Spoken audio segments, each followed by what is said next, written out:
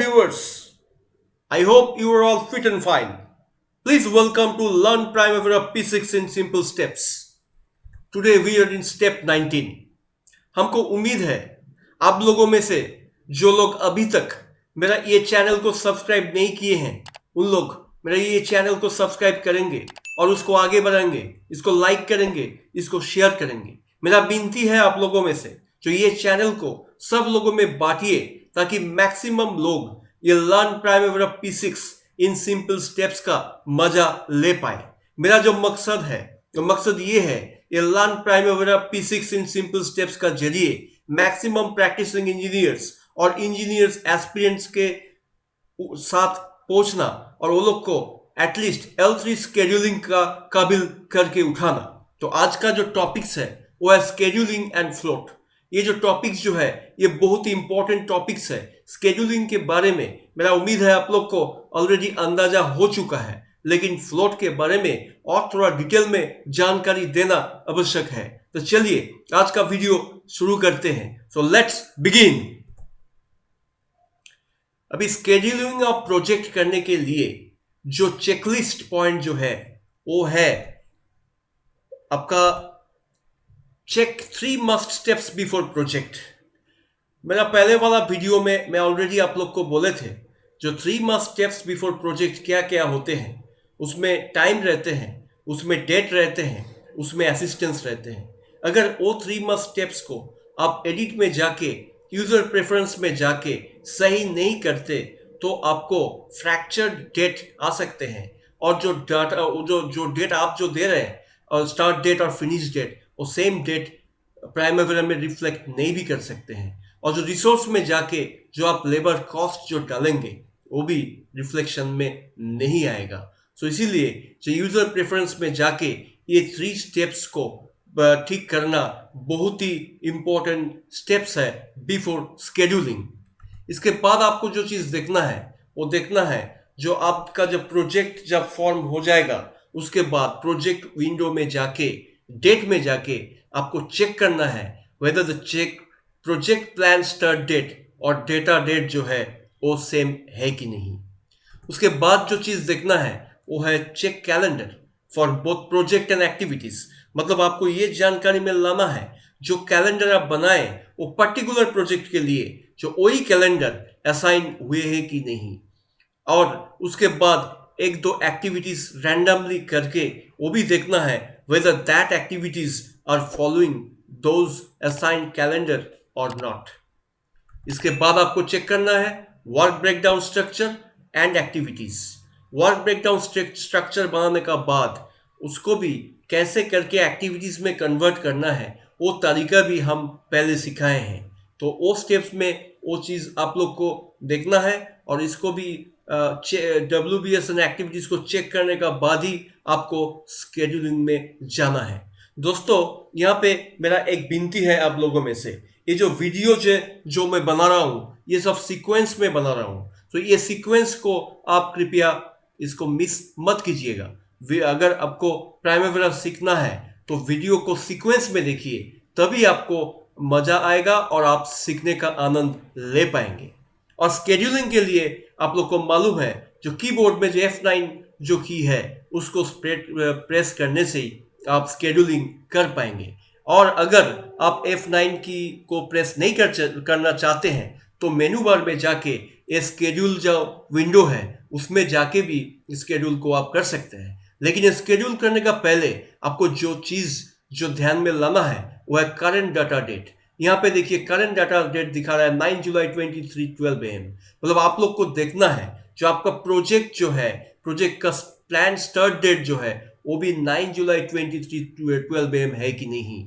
अगर नहीं है इसको सही करना है, उसके बाद स्केड्यूल क्लिक करना है तो आपका प्रोजेक्ट स्केड्यूलिंग हो जाएगा। इसके बाद चलिए एक बहुत इंपॉर्टेंट चीज़ जानते हैं वो है फ्लोट। अभी फ्लोट में हम लोग को मालूम है टोटल फ्लोट। ये टोटल फ्लोट मतलब ये अगर आपका एक्टिविटी डिले हो जाएगा तो सक्सेसर एक्टिविटी भी उसके साथ साथ डिले हो जाएगा, उसको बोलते हैं टोटल फ्लोट। और एक चीज़ है फ्री फ्लोट, मतलब आपका एक्टिविटी तो डिले हो सकता है लेकिन सक्सेसर एक्टिविटी इफेक्ट नहीं होते हैं, इसको बोलते हैं फ्री फ्लोट। एग्जाम्पल के तौर पे अगर हम लोग ये एग्जांपल देखते हैं तो यहाँ पे देखिए जो एक्टिविटी ए एक्टिविटी सी के साथ लिंक किया हुआ है, मतलब एक्टिविटी ए खत्म होने का बाद ही एक्टिविटी सी चालू होना है। मतलब एक्टिविटी ए अगर डिले हो जाएगा तो एक्टिविटी सी भी डिले हो जाएगा। That is activity A is having a total float of 5 days। अभी एक्टिविटी सी के साथ एक्टिविटी एफ का लिंक है। मतलब एक्टिविटी एफ जो है, activity F is dependent on activity C, लेकिन यहाँ पे एक्टिविटी सी को आप कुछ देर के लिए आप डिले कर सकते हैं। देखिए ये जो टाइम जो है, ये ड्यूरेशन तक आप डिले कर सकते हैं। तो इतना डिले करने से एक्टिविटी एफ इफेक्ट नहीं होगा। That means activity C is having a free float of 3 days। Again, the activity F or activity H is dependent on activity F।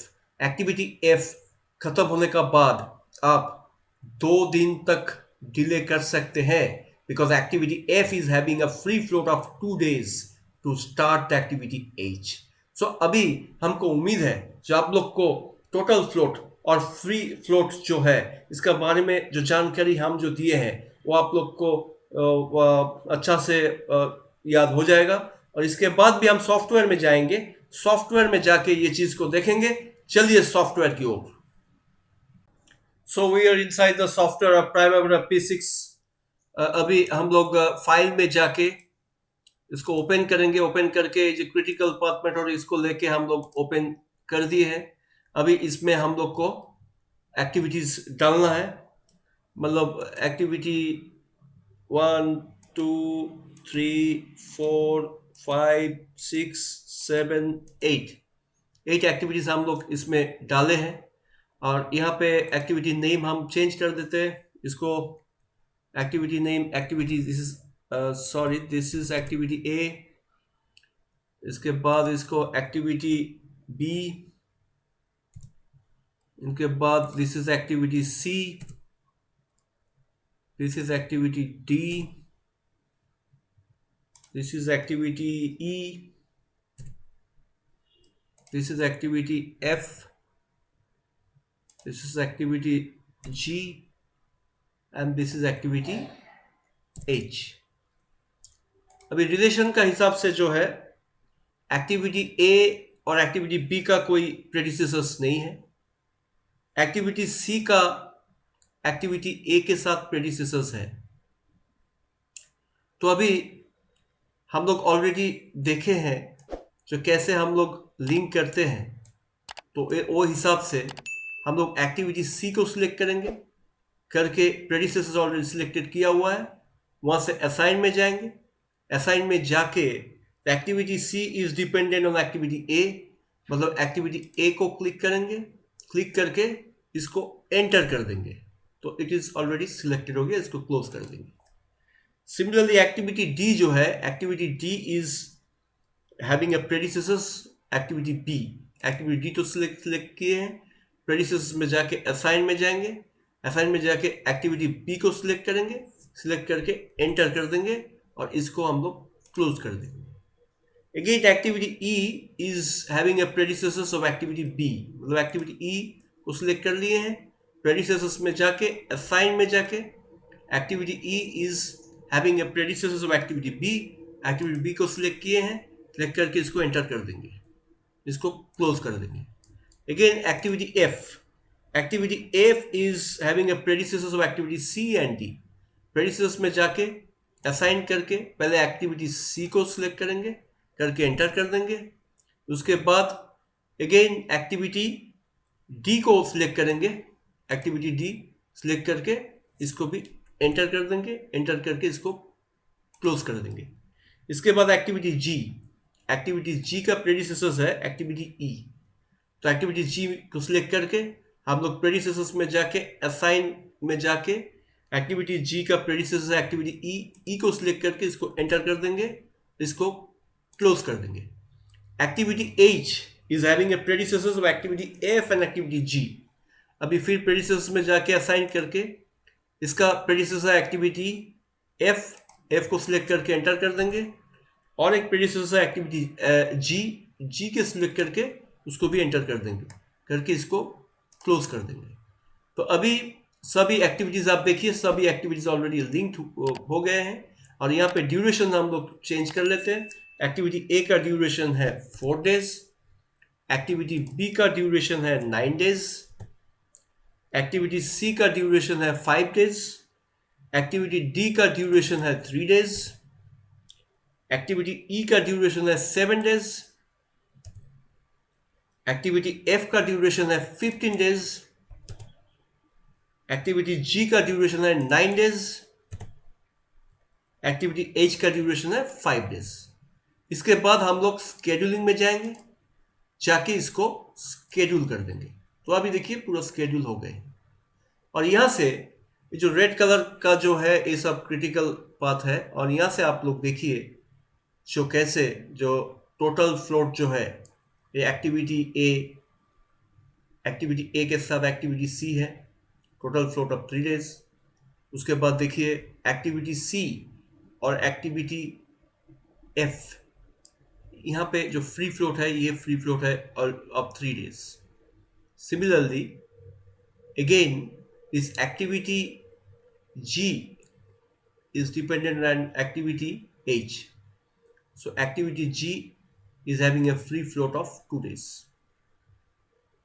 अभी कौन सा एक्टिविटी किसके साथ डिपेंडेंट है हम ऑलरेडी बोल चुके हैं। Activity H is dependent on activity F and activity G।